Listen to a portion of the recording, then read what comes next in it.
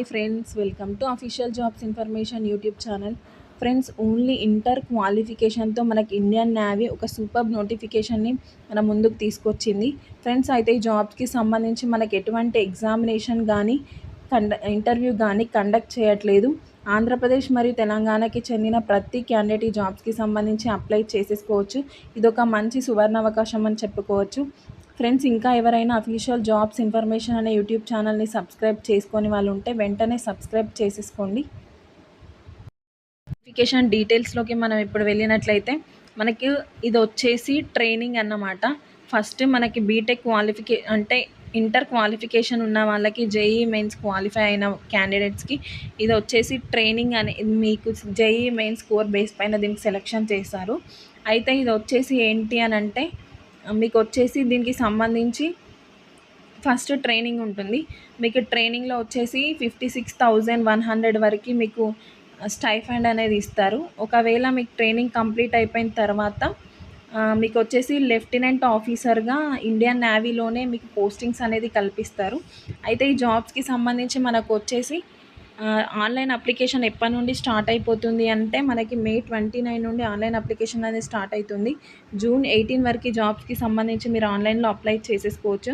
అయితే ఫ్రెండ్స్, మనకు వచ్చేసి వేకెన్సీస్ విషయానికి వచ్చినట్లయితే టోటల్ మెకానికల్ ఇంజనీరింగ్లో 30, ఈసీఈలో వచ్చేసి 30, టోటల్ మనకు వచ్చేసి 60 వేకెన్సీస్ అనేవి ఉన్నాయి.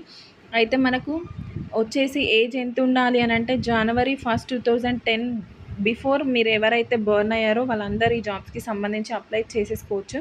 ఫ్రెండ్స్, మీకు వచ్చేసి ఎడ్యుకేషన్ క్వాలిఫికేషన్ విషయానికి వచ్చినట్లయితే నేను మీకు ముందే చెప్పాను కదా, ఎవరైతే ఇంటర్ క్వాలిఫై అయిపోయారో వాళ్ళందరూ ఈ జాబ్స్కి సంబంధించి అప్లై చేసేసుకోవచ్చు. అయితే మీకు అట్లీస్ట్ ఇంటర్లో వచ్చేసి 70% అగ్రిగేట్ అనేది ఉండాలి. అయితే ఈ జాబ్స్కి సంబంధించి మీరు ఎవరైతే మన 2026లో జాయిన్ అయిన జేఈ మెయిన్ ఎగ్జామ్కి అపియర్ అయ్యారో వాళ్ళందరూ కూడా ఈ జాబ్స్కి సంబంధించి అప్లై చేసేసుకోవచ్చు. అయితే మీకు కామన్ ర్యాంక్ లిస్ట్ ఉంటుంది కదా, దాని బేస్ పైన మీకు వచ్చేసి దీనికి సంబంధించి సెలక్షన్ అనేది చేస్తారు. మీకు ఎంత ర్యాంక్ వచ్చిందో దాన్ని బేస్ చేసుకొని మీకు వచ్చేసి సెలక్షన్ అనేది జరుగుతుంది.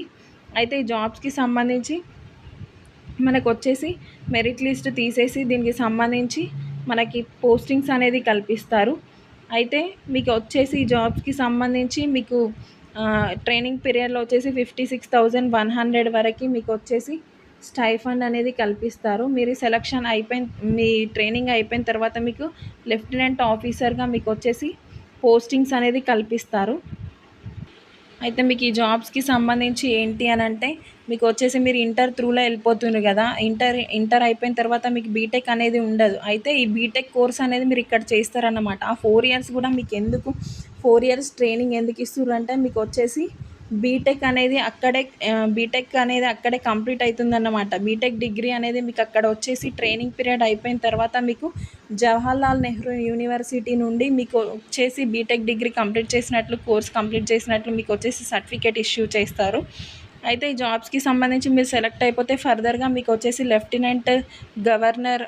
లెఫ్టినెంట్ ఆఫీసర్గా మీకు ఏమంటారు అపాయింట్మెంట్ కూడా చేస్తారు. కాబట్టి ఇది ఓన్లీ ట్రైనింగే కదా, 4 ఇయర్స్ వేస్ట్ అయిపోతుంది, దీని బదులు బీటెక్ చేయడం బెటర్, అట్లాంటి ఆలోచనలు ఏమన్నా ఉంటే మానేసుకోండి ఫ్రెండ్స్.